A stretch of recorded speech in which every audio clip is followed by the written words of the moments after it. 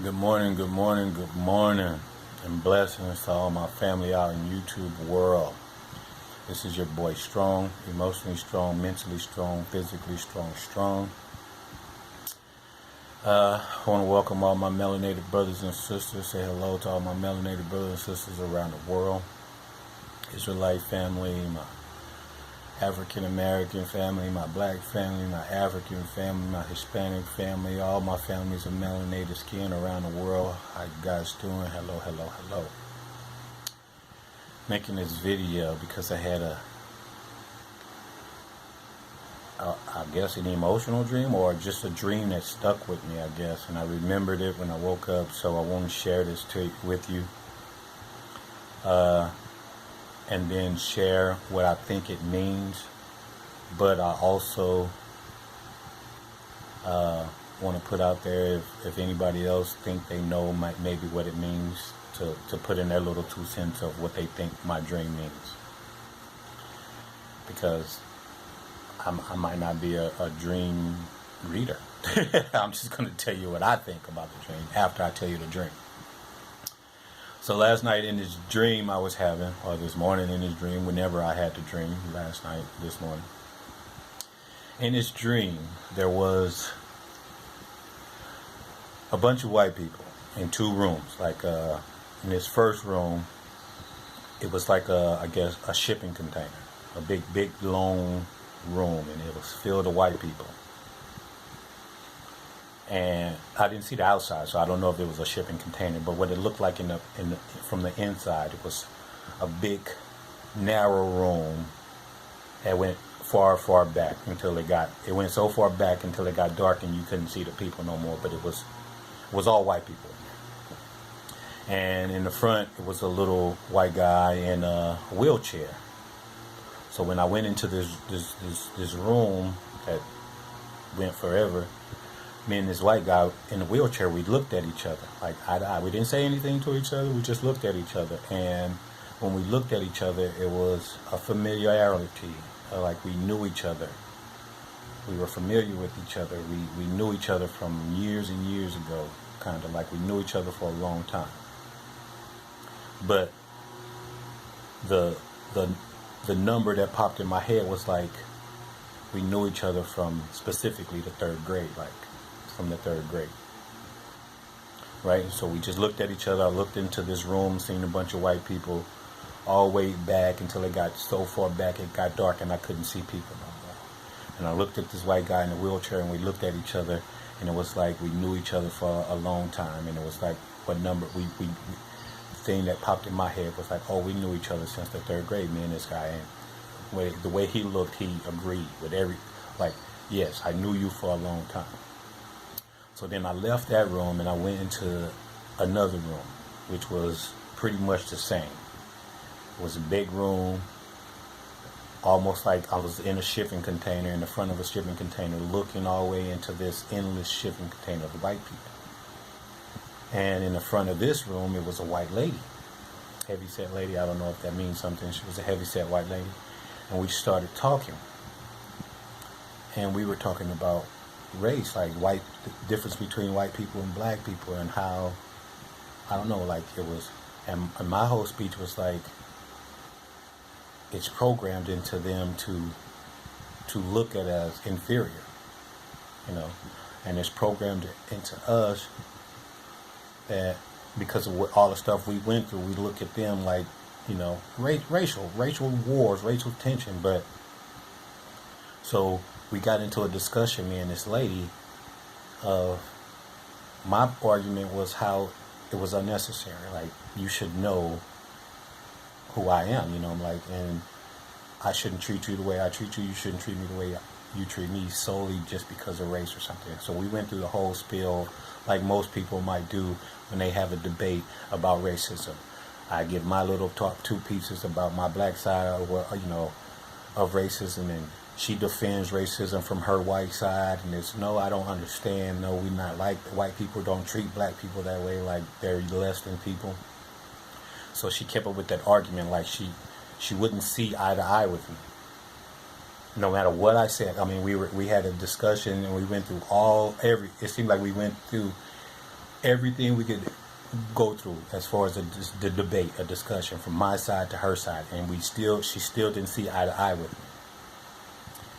me, and it was almost like it was useless. Like she's stuck in her way. It doesn't matter. She sees me as a nigger. She only sees me as what she see me as. I'm a savage. I'm an animal. I'm less than a human, and that's the only thing she sees. Like that she's higher than me because she's white.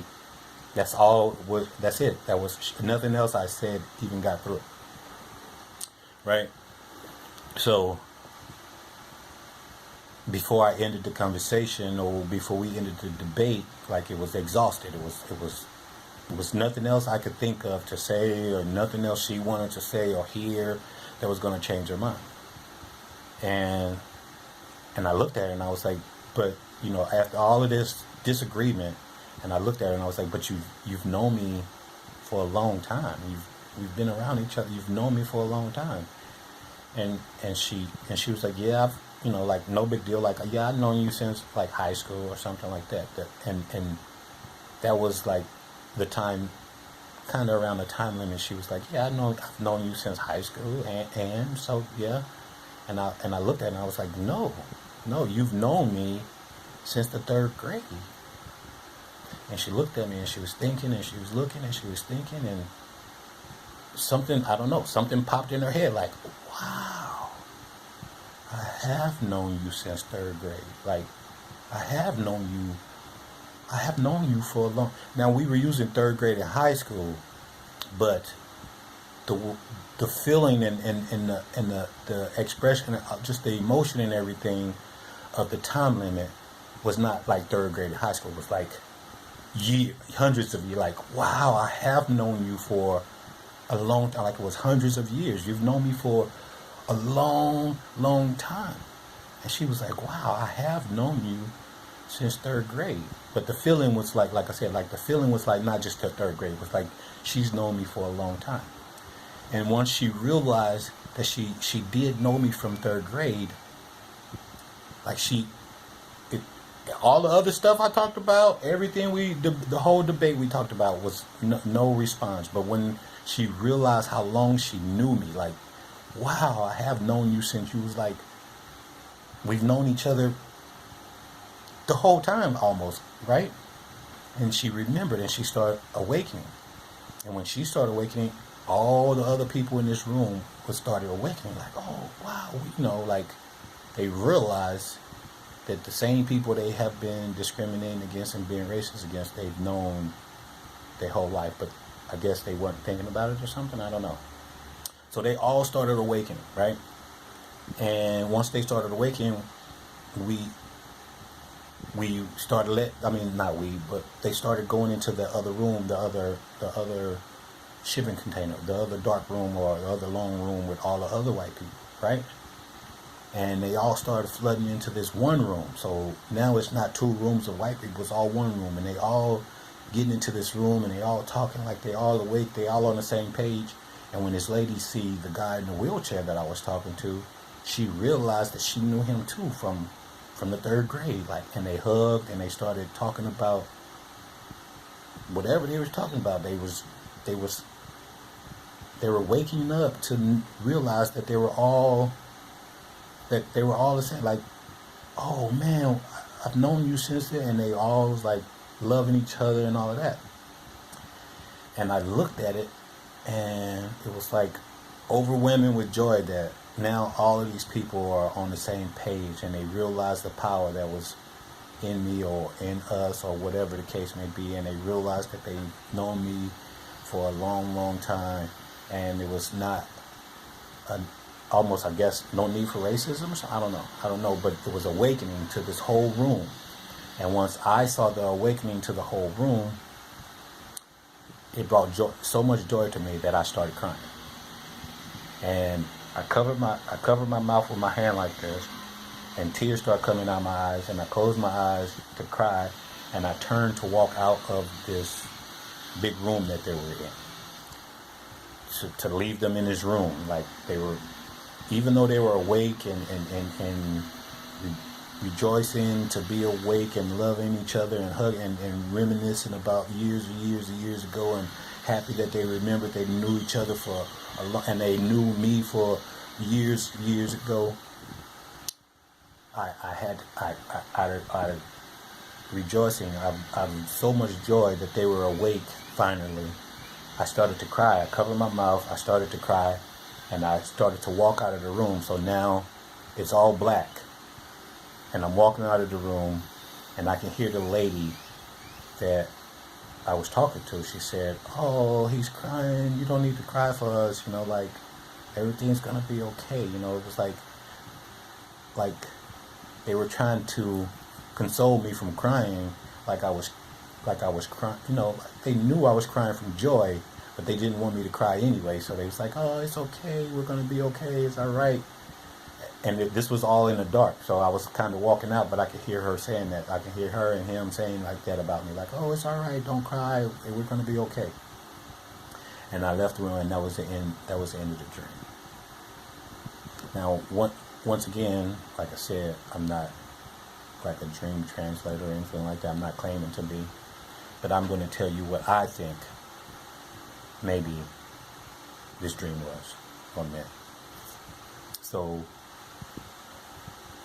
in this one corridor, you have a group of white people that are awake, that know what's coming and who black people are, the power that's in black people.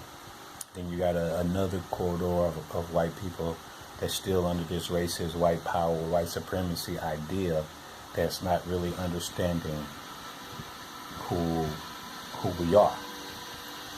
And no matter what we say, no matter how many debates we have, no matter how many points we have to come out to show them we are people, we're not savages and animals and beasts and less than humans, no matter what we say, they're still going to see us that way. Until they realize that they were, you know, our history, man, I've known you since whatever. I know we've had all these years together. I know you're not that type now. You know, they think about the years that we've been together, I guess, and realize that, yeah, no, I've known you for forever. I know you're not like that. Like, it was awakening to know that they've known us for so many years that it was like, yeah, how, you know, it was a confusion, like, wow, I've known you so many years, I know you're not like that.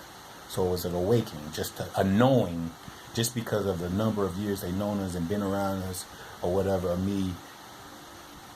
So it was an awakening from the amount of years of being around each other or something. I don't know. So that's what woke them up. And once they woke up, they was in the room with all awake people, all the people that knew the truth, I guess. And they have an awakening themselves, along with us having an awakening ourselves, I guess. And once they knew that, they were all in the same room. But I don't know if that was a good room or a bad room, or, you know, if they were saved or if something bad was going to happen. I don't know. Like I said, it was like almost like a shipping container. So, and at the end, I was walking out, but they were awake. They finally realized the true power in us. So, I don't know. Maybe if somebody else can decipher this dream better than that, I guess, or different than that, maybe put in your little 2 cents and let me know what you think. But I woke up from this dream in like my heart beating fast, I wasn't crying or anything, but very emotional. It stuck with me, like I don't know, like different than other dreams I had. So I decided to make a video on it. But I think it's something to do with their side waking up soon to the truth, to who God's people are. And the world's going to know who we are. The world's going to know who we are. It's not going to come from debates and talking and trying to bring out points of racism and all of that. It's not going to come from that. It's solely going to come from them realizing that we have a history. We have a history of humanity together, I guess. Like, we've been living around each other for so long, and Yeah, I don't know. But that was my dream. If you can decipher it or bring meaning to it, uh, and maybe let me know what you think. And if I agree with what you think, then I will make another video saying somebody explained that dream better than I did, and I'll make another video. But this is your boy Strong, emotionally strong, mentally strong, physically strong, coming at you with another video. This one was just a dream that I wanted to share. Love, peace, blessings.